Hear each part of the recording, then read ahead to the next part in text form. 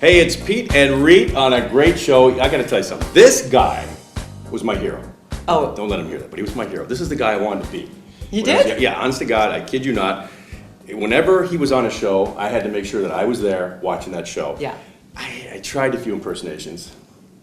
I had a couple down. Yeah? Yeah, I had a couple down. But it takes a lot of work. It does, it does. And this guy... Well, my brother, Jim Carrey, of course, adored this gentleman because, I mean, he'd watch everything he did, facial expressions, everything, every sound he made. So I've seen him more times than I can remember. Now, I went to Vegas, right? He was off that night, missed him. Oh, I went no. to Johnny Carson's show several times. He came in the next day. I said, I want to meet this guy. He said, why do you want to meet him? I said, because if I meet him, I meet every actor in Hollywood. That's true. So I don't have to see anybody else. Anyways, we have Rich Little with us. Thank you, Rich, for stopping by the show. It's wonderful. Thanks.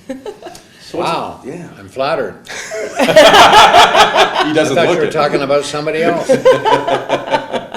So what's it like being in Niagara Falls? Wet, Yeah. if you're down by the falls. Now, Yeah. he was just doing an impersonation of the falls. He does everything, right? It sounds like what? Help! Help! My wife pushed me over. Help! Help! And he's going to take his assistant on a barrel ride right after we do this interview. Oh, yeah, she's dying, thrilled. yeah, dying to get out of that. Dying to go. Yeah, well, I was born in Ottawa. You know, I grew up in Ottawa, and I used to come down here as a kid. Yeah, came down here when I was a teenager for the first time. Hasn't changed. No, No. still, water's still running over the rocks. Looks the same. Yeah. Yeah. A little bit more architecture around, though. You think so? Yeah. I thought the lighting would be a little better at night. It's not too bright, is it? I guess that's because of all the steam and everything. The mist, Yeah. yeah. But they are changing over to a digital system, an LED system. They It's are. supposed to give them 1,000 colors, and it's Yeah, supposed it to should look better at night, I think, and I was a little disappointed because it's gorgeous during the day. Yeah. Yeah. Now, how long were you living in Ottawa? I lived in Ottawa till I was about 21, 22, and then went down to the States to do the Judy Garland show, Yeah. which Mel 64, Tormé, you remember Yes, Mel of Tormé? course. He's the one that got me on the Judy Garland show. Oh, wow. Chestnuts roasting on an open fire. He had the most mellow voice, didn't Yes, Yeah. he did. Talk like this. Richmond, I'm going to get you on the Judy Garland show. I said, oh, you're not going to get me on the Judy Garland show. Come on. You know what he did? He put all my voices on a tape. I met him in Toronto. We did a show called Parade, a variety show in Toronto, and he was a guest. And we connected right away because he was a movie buff, you know. And he had me put all these voices on this tape, and he was going to play it for Judy Garland. And did And you he believe said- him? Well, yeah, he said, Rich, you do impressions no one else has ever done. Lloyd Bridges and, you know, Glenn Ford and Sterling Hayden and all these actors that nobody has ever done. And so you're unique. So put all your voices or most of them on a tape, and I will play it for Judy and get you on the Judy Garland show. And I thought, oh, I don't think this is going to work, but thank you, Mel. If you do this, it'll be great. And he did. He played it for Judy. However, Judy didn't like impersonators. Really? She said to Mel, I don't like impersonators. Impersonators make me, and I'm not going to say the word. But I did my own editing. But she listened to the tape, you know, and she'd say to Mel, that was pretty good. Yeah, that was okay. But when I did James Mason, that was the one that got me on the Judy Garland show. Because remember, James Mason was in the movie A Star Is Born with Judy Garland, you know. Yes. And apparently they had a great rapport. They must have got along great. Because when she heard my James Mason, she said, book him on the show. Wow. So years later, I ran into James Mason at an American Film Institute tribute to John Huston, and I was there as a spectator, and James Mason walked in, and I went, wow. So I went up to James Mason, and I said, Mr. Mason, my name is Rich Little, I'm an impersonator, and I do an impression of you. And he said, "What's it Earth for?" and walked away. And then I said, "Thanks for getting me on the Judy Garland show." "I don't know what the hell you're talking about." We got more with Rich Little coming up next on the Peet and Reet Show.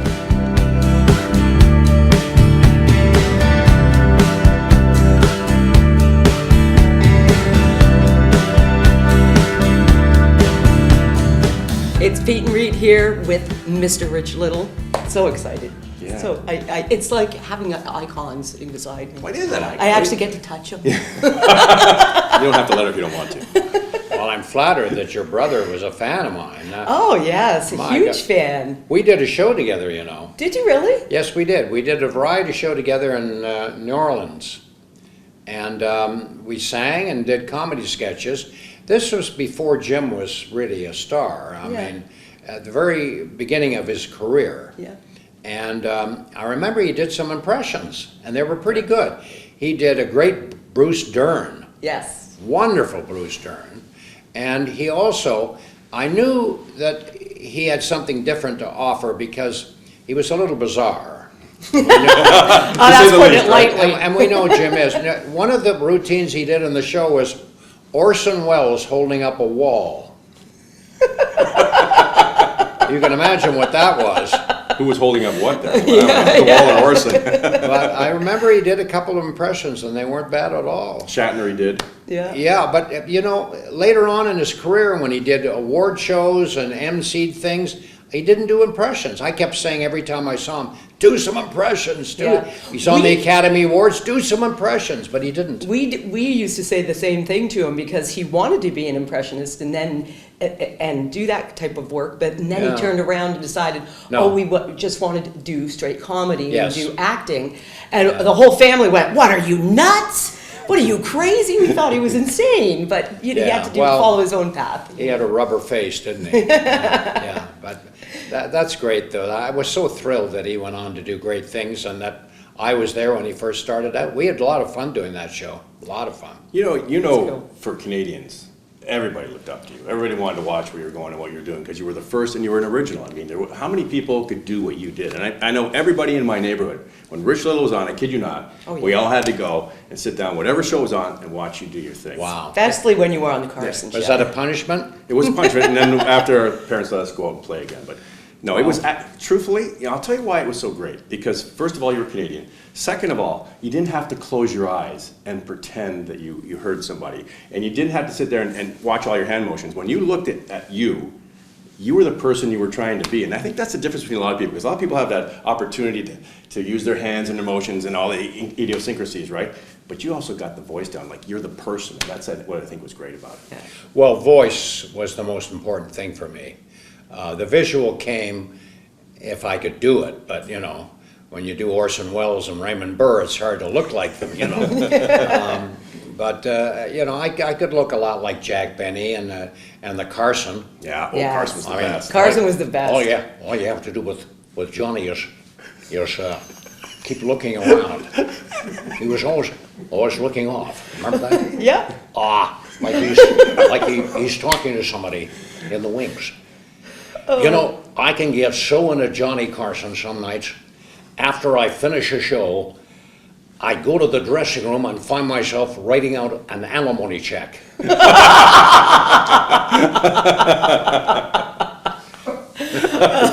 awesome. I once read too that you got the movements for Carson from a bird or something. Oh from yes, watching a bird. that's a true story. Yes, when I first came down to the States and started doing some television, and after the Judy Garland show, things took off for me. And my agent said, "They want you on the Tonight Show." And I said, "No." And they went, "What? No, when I go on the Tonight Show, I want to be able to do Johnny Carson, because it's going to be, you know, probably asked, do you do me?" So I worked on Johnny Carson for a long time. I mean, I listened to tapes and watched the show and studied him. Couldn't get him down. Then one day I was at the San Diego Zoo, true story, and wandering around, and we came to a bunch of ostriches.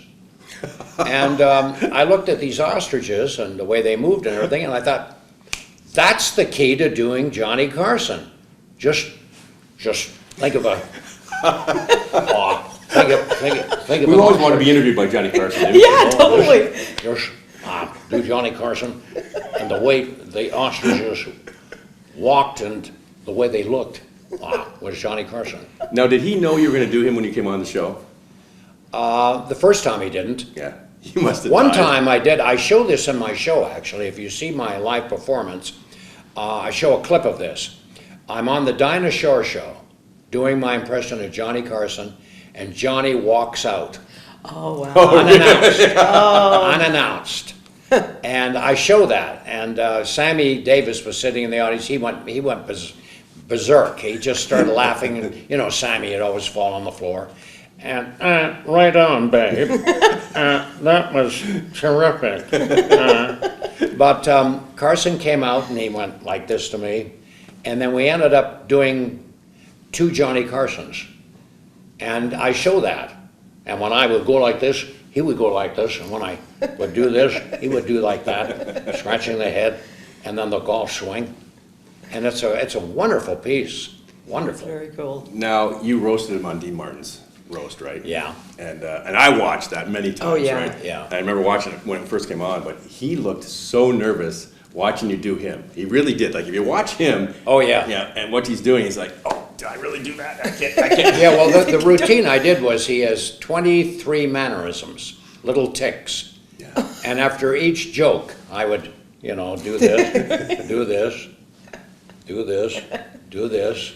And there were 23 things. It must be unnerving to have somebody do your voice and do all your mannerisms and everything. It's like the first time you have a caricature done, which we had for Yeah. so you kind of look at it and go, Yeah, I really don't look like that, comfortable with do I? Yeah. We're going to take a quick break, and we'll be back with Rich Little on the Peet Reet Show in just a minute.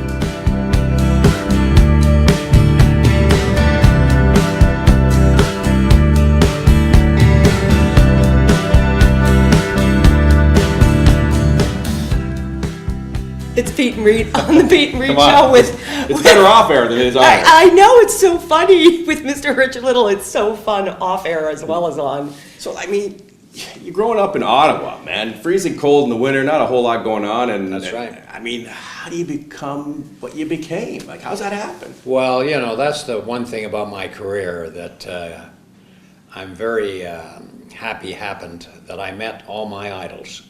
Not all of them, but I met a lot of my idols. Yeah. People I admired on the screen and on television as a kid. I never dreamed that like within 10 years I'd be working with them and getting to know them. I mean, this was unbelievable. I admired Jack Benny and George Burns, and John Wayne was my hero, and and so many actors, and then I got to know them. Wow, just fabulous. So your first big gig, of course, was on Judy Garland, and after that, Yeah. when you find out you're going on Johnny Carson, right? I know you didn't want to go on until you got him Yeah. down, but you got to be nervous. Are you not nervous? Oh yeah, very nervous, because everybody watched the Tonight Show, and you're coming through the curtain as Johnny did every night, and you better be good.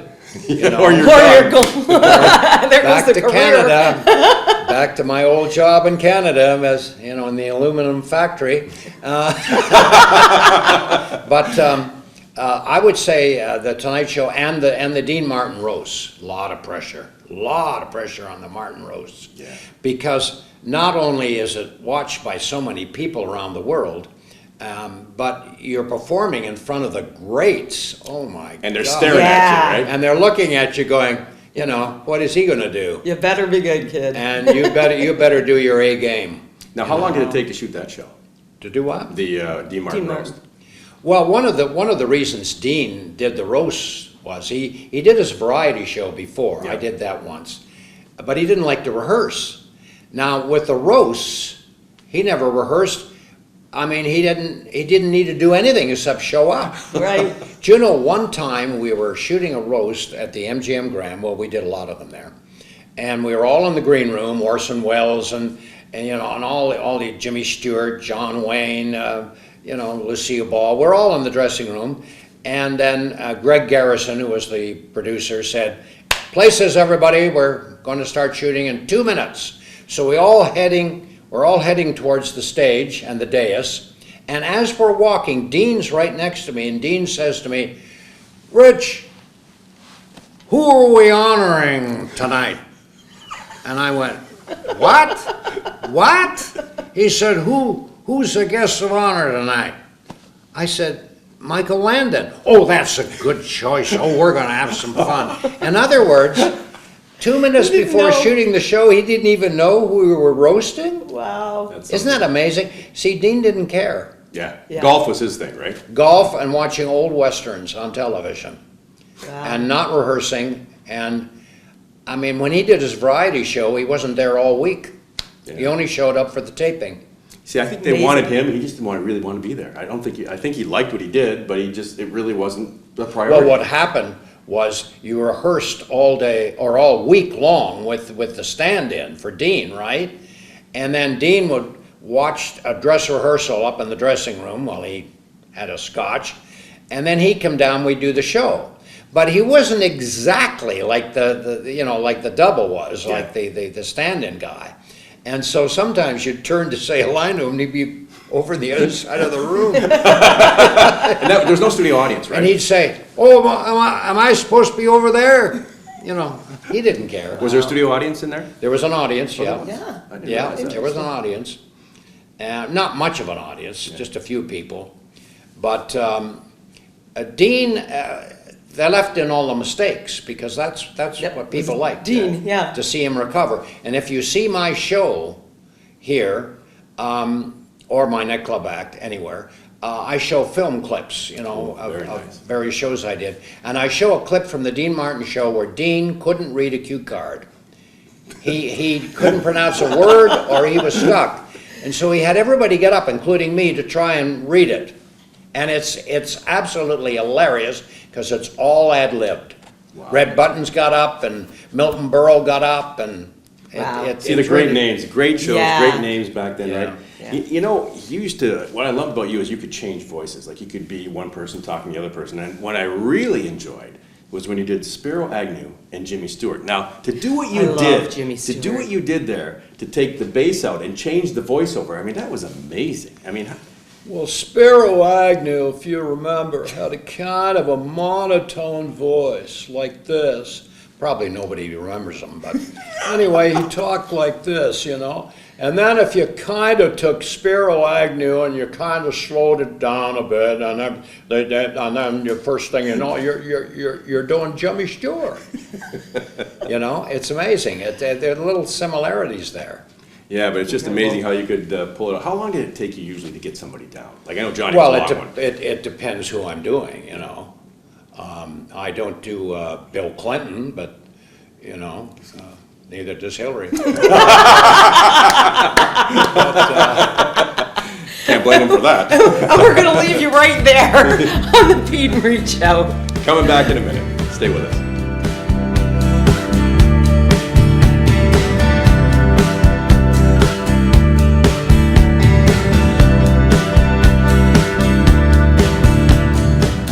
It's the Peet Reet Show, back with Mr. Rich Little.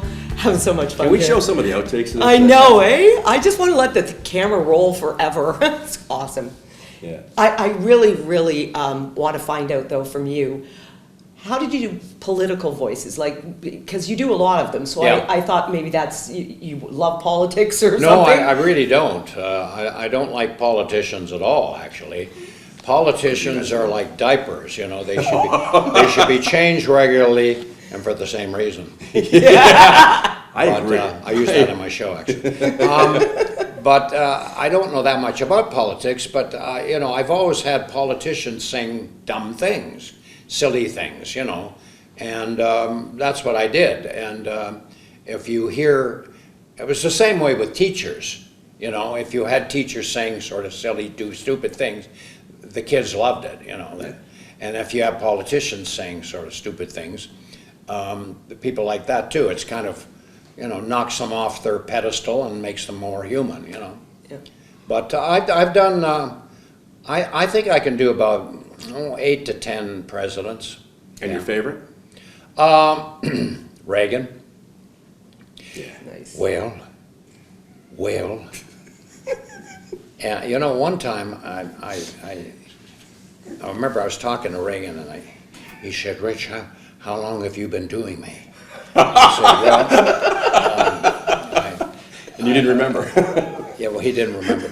And he said, how did you get my voice down? I said, well, I had to start with a, well.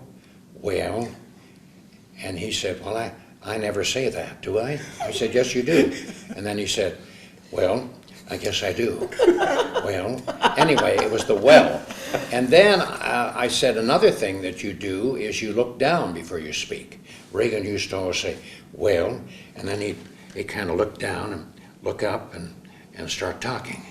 And I said to him, Mr. President, why do you always look down before you speak? And you know what he said to me, just like that? Well, Rich, you'd look down too if you owned a horse ranch.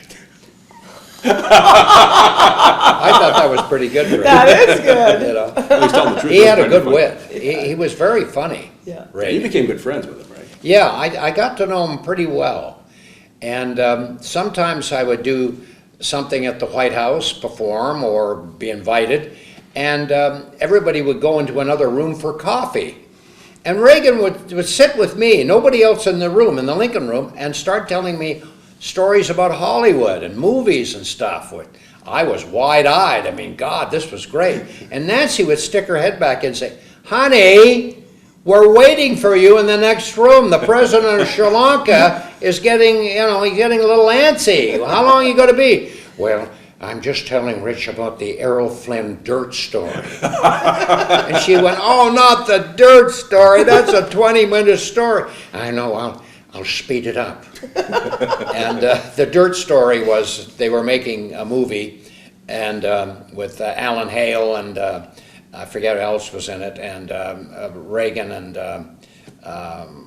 somebody else, and Errol Flynn, Errol Flynn. And they were bored. They were supposed to come up over a hill, and the Germans had gone by, and Errol Flynn was kicking dirt up in front of them. And Alan Hale said, what's he doing? Reagan says, he's kicking dirt up in front. Well, what's he doing that for? Well, because when Michael Curtiz, the director, says action, and we come up over the hill, he'll be taller than we will. So that's why he's kicking the dirt up. And Reagan said, well, 3 can play that game. So they all kicked dirt up in front of them. And then Michael Curtiz says, action. They came up over the hill, and they got a shot of their ankles. And then Michael Curtiz went crazy, and he said, the light's fading. They did it a second time. The second time, Michael Curtiz said, action. Up comes Errol Flynn naked. No clothes on. He's screaming, oh my God, you're keeping us, the money, And this went on and on and on. And every time he said action, they came up as somebody else, Wow. Imagine coming up over the hill naked. Oh, No, I can't imagine that at all. Yeah. Is there anybody you did that didn't appreciate it? Let me think. Impression. Yes, Paul Lynde. Oh, really? Didn't like it. Paul Lynde did not like my impression. I show a clip from him from a show where he's reacting to me and there's no reaction at all. Wow. I would do them on Hollywood Squares or on the Dean Martin roast. I do my Paul Lynde impression, and then they cut to a shot of Paul for his reaction, and he'd go, "Who's he doing? Who's that? Oh God, get a day job. That's disgusting." And he just didn't like it. I mean, he used to make the worst faces, and he'd get upset. Wow. But I don't know why. Everybody else enjoyed it, but Paul hated my impression. Used to say to me, Just didn't like I think watching. your sister does me better. I said, I doubt that. I don't have a sister. I know. But he didn't like it. Who else? Tony Randall did not like my impression. Remember Tony Randall? Yes, The of Odd course. Couple? Odd Couple, Yes. yeah. Tony would say to me, Rich, I saw you on the Tonight Show, and you did me, and it was embarrassing. It was so bad that I threw up. You know, he was so pompous, you know. Yeah. You've missed me completely because you see, I have perfect pitch and you don't. And that's why your impression of me is absolutely terrible. So as stiff as you saw him in the movies, that's how he really was then. Yeah, I thought I did him pretty well, if you remember him. Yeah. But he didn't think I did it well because I didn't have perfect pitch, whatever that meant. Is there anybody that you would have liked to have got but never did? Oh yeah, I'd like to have been able to do Angelique Jolie, because then I'd never be lonely. Boy, Walk right into that one. I'd love to do her. If I could get her down, I'd jump myself. But, I don't think Brad Pitt would agree with you, but no, anymore. well, they split. So, Yeah, it's all good now. yeah, it's okay now. Well, let me tell you, it's been a pleasure, a real pleasure. Oh, It's well, something that thank won't you go my life both, to meet you. Yeah, thank you for coming. And your brother is one of the greats, one of the Thank all-time you. greats. And I will definitely talk to him about you guys. What a working thrill it together. was to work with him in the early days. Oh my gosh, that was We great. make So, he was very nice to me. He was extremely nice. Thank you for promise. When you're back in the falls, we're going to Vegas, you'll come and talk to us again. Absolutely. We look forward to it. Rich Little on the Peet Reet Show. What a Thrill. We'll see you next time. You know what? You're everything I thought you would be. So. Yes, a good old Canadian boy. Tony Randall, I haven't done him in years. You know what? I just thought that was He was No, just he was like that in real life. No sense of humor. Tony Randall had no sense of humor. You never know that, right? There's a lot of people you see him on TV. and I great. saw you do me again on another show, on another complete bomb. You said I must have got it. Oh my goodness. Oh, this must have been surreal for you, huh? Coming out of Ottawa and the next thing, bam. Yeah. It must have been surreal. Oh, it was. So when you went down to the States, how old were you? About 21, 22. Yeah. Very Just, quick. I would have loved to have